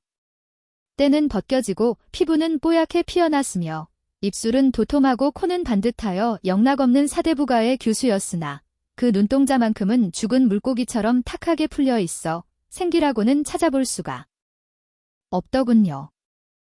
안상은 심상만 못하다더니 백아가 거울을 손으로 쓰러뜨리자 우당탕 소리와 함께 거울이 바닥을 굴렀고 그녀는 무릎에 얼굴을 파묻은 채 소리 없는 오열을 토해냈습니다. 담장 너머로는 한양의 화려한 불빛이 밤하늘을 수놓고 있었지만 백아에게는 그 높은 담벼락이 두성이 있는 곰배령을 가로막는 거대한 산처럼 느껴질 뿐이었습니다. 비단 이불의 감촉이 뱀껍질처럼 차갑게 살을 파고들었고 편안해야 할 잠자리는 가시방석이 되어 밤새도록 그녀를 괴롭혔는데 바람이 문풍지를 때릴 때마다 두성의 거친 기침 소리가 들리는 듯하여 백아는 귀를 막고 웅크릴 수밖에 없었습니다. 그때였습니다. 바닥에 굴러다니던 거울에 달빛이 비치며 반짝였고 백아의 시선이 무심코 그곳에 머물렀는데 흐트러진 자신의 매무새 사이로 문득 있었던 기억의 조각 하나가 날카롭게 가슴을 찔러왔습니다. 그것은 두성이 마지막 순간에 보여주었던 탐욕스러운 눈빛과는 전혀 어울리지 않던 미세하게 떨리던 손가락 끝의 움직임이었습니다. 거울 속 달빛이 일렁이는 찰나 백아의 머릿속을 스치고 지나간 것은 이별하던 날 두성의 구분 등 뒤로 얼핏 보였던 희미한 한 물체였습니다. 백아는 홀린 듯 바닥을 기어 거울을 다시 세워들었는데 차가운 청동 표면에 비친 자신의 얼굴 위로 그날의 기억이 선명하게 겹쳐지기 시작했지요. 돈이나 내놓으시오. 내 인연을 10년간 먹여 살린 밥값이요. 기억 속 두성은 표독스럽게 소리치며 김판서의 하인이 건네는 엽전 꾸러미를 낚아채듯 받아 챙기고 있었으나 백아의 감각이 되살려낸 것은 두성의 고함 소리가 아니라 그가 필사적으로 뒷짐을 지고 있던 왼손의 떨림이었습니다. 돈주머니를 준 오른손은 허공을 휘젓고 탐욕을 부리고 있었지만 등 뒤로 감춘 왼손은 백아가 신고 다니다 구멍이 나 버려두었던 낡은 집신 한 짝을 피가 통하지 않을 정도로 꽉 움켜쥐고 있었던 것입니다. 그 거친 손등 위로 툭 하고 떨어지던 물방울이 빗물이 아니라 두성의 턱끝에서 떨어진 참을 수 없는 눈물이었다는 것을 백아는 15살이 되어서야 비로소 깨닫게 된 것이지요. 할배. 돈이 아니었어. 백아의 입에서 터져나온 목소리는 비명에 가까웠는데 심장이 쿵쿵거리며 흉곽을 때리는 소리가 고요한 방 안을 가득 채울 듯 요란하게 울렸습니다. 두성은 백아가 양반의 딸로 돌아가 귀하게 살기를 바라는 마음에 정을 때려놓으려고 일부러 악귀 같은 연기를 했던 것이었고 백아가 떠난 빈자리를 그 냄새 나는 집신 한 짝으로 채우려 했던 것입니다. 백아는 자리를 박차고 일어났는데 몸에 감긴 비단옷이 마치 두성의 목을 조르는 밧줄처럼 느껴져 숨을 쉴 수가 없더군요. 이갓 비단이 대수냐? 이갓 양반이 다 무슨 소용이야. 백아는 서늘하게 빛나는 눈빛으로 방안을 둘러보더니 거추장스러운 긴 치마단을 걷어 올리고는 허리춤에 단단히 묶어 메웠습니다. 신고 있던 꽃신을 벗어던지자 툭 소리를 내며 구석에 처박혔고 백아는 맨발로 방문을 벌컥 열어젖혔는데 찬바람이 훅 끼쳐 들어와 그녀의 뜨거운 뺨을 식혀주었지요. 마당에는 하인들이 졸고 있었고 높디 높은 귀족 담장이 까마득하게 앞을 가로막고서 있었으나 곰배령 험한 바위를 타며 자라난 백아에게 그것은 넘지 못할 산이 아니었습니다. 누구냐? 종각을 돌던 늙은 행랑아범이 인기척을 느끼고 소리쳤으나 백아는 이미 마당 한가운데 있는 큰 장독대를 밟고 담벼락 위로 뛰어오른 뒤였습니다. 차각 가는 경쾌한 소리와 함께 백아의 몸이 허공을 갈랐고 담장 위에서 내려다본 한양의 밤거리는 화려했으나 백아의 시선은 오로지 북쪽 두성이 홀로 앓고 있을 강원도 인제 방향으로만 고정되어 있었지요. 아기씨. 아기씨가 담을 넘으신다. 뒤늦게 잠에서 깬 몸종의 비명소리가 쨍하고 밤공기를 갈랐고 집안 곳곳에서 불이 켜지며 잡아라 하는 고함소리가 터져나왔습니다. 하지만 배가는 망설임 없이 담장 아래 어둠 속으로 몸을 날렸는데 맨발이 흙바닥에 닿는 둔탁한 충격조차 느껴지지 않을 만큼 그녀의 온 신경은 두성에게로 달려가고 있었습니다. 양반집 교수의 고운 얼굴이 아닌 곰배령 산골 소녀의 야생적인 눈빛이 되살아난 배가는 치맛자락이 찢어지는 것도 아랑곳하지 않고 어둠이 깔린 종로 거리를 질주하기 시작했습니다. 기다려, 할배. 내가 가. 죽어도 같이 죽고 살아도 같이 살아.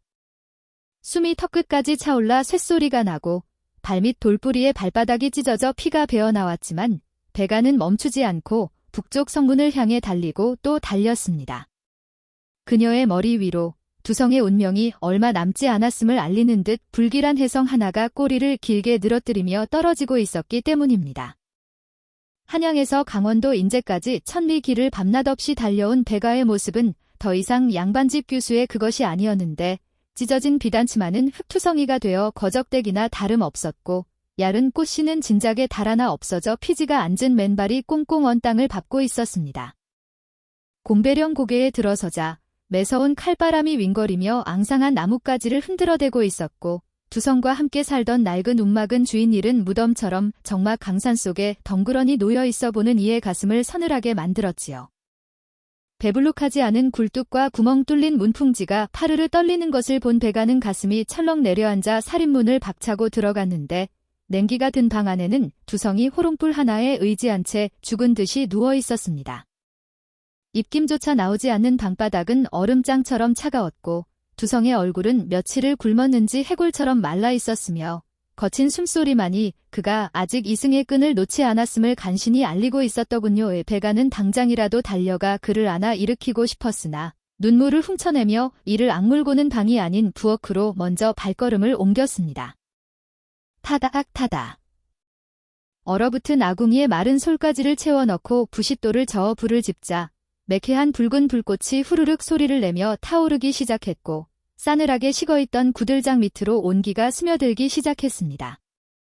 배가는 쌀독을 긁어 남은 보리살을 씻어 솥에 채우고 물을 넉넉히 부어 수육을 끓였는데 구수한 밥 냄새가 곰배령 골짜기에 스민 죽음의 기운을 밀어내고 움막을 따스하게 채워나갔지요. 잠시 후 끓어오르는 수육을 들고 방 안으로 들어선 배가의 인기척에 혼미하던 두성이 힘겹게 눈꺼풀을 들어 올렸습니다. 헛것이 보이는군. 우리 배가 비단 옷을 입고. 두성은 갈라진 목소리로 오물거리며 뼈만 남은 손을 허공에 휘젓는데 배가가 그 거친 손을 덥석 잡고 자신의 볼에 가져다 대자 두성의 눈이 호롱불만하게 커지며 몸을 일으키려 발버둥쳤습니다. 그의 눈에는 반가움보다 두려움이 앞섰는데 혹여나 자신의 욕심 때문에 귀하게 된 아이가 다시 천안 산골로 끌려내려온 것은 아닌지 가슴이 미어지는 탓이었습니다. 인연. 여기가 어디라고 다시 왔어. 가거라. 내 꼴을 봐라. 다 죽어가는 노인네 수발이나 들려고 그 좋은 집을 나왔느냐.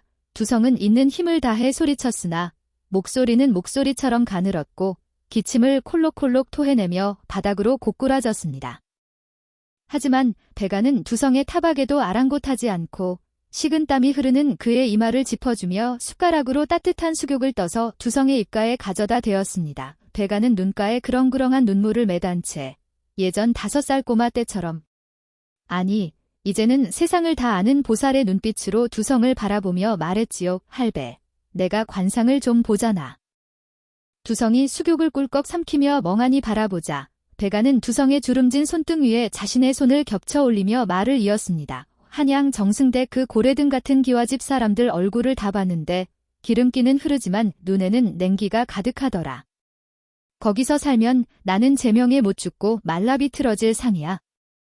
배가는 잠시 숨을 고르더니 두성의 쾌쾌한 눈을 똑바로 응시하며 빙긋이 웃어 보였습니다. 근데 할배 관상을 보니까 나랑 같이 살면 100살까지 살 상이네.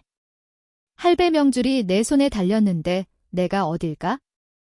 그제야 두성의 눈에서 굵은 눈물방울이 뚝 하고 떨어져 백에 호젓을 적셨고 그는 더 이상 베가를 밀어내지 못한 채 떨리는 손으로 베가의 헝클어진 머리카락을 쓰다듬었습니다. 방 안에는 타오르는 장작 소리가 타닥타닥 정겹게 들려오고 구수한 수육 냄새와 함께 두 사람의 그림자가 흙벽 위에서 하나로 포개지며 일렁거렸습니다. 비록 비단옷은 찢어지고 쌀독은 바닥을 보이고 있었으나 서로를 위하는 마음이 꽉 찬 그 좁은 움막은 세상 그 어떤 대궐보다 따뜻하고 평온해 보였습니다. 살인문 틈으로 들어오던 찬바람도 두 사람의 온기에 밀려 슬그머니 꼬리를 감추던 그날 밤, 곰배령 산골에는 호랑이 울음소리 대신 나지막한 웃음소리가 밤새도록 이어졌답니다.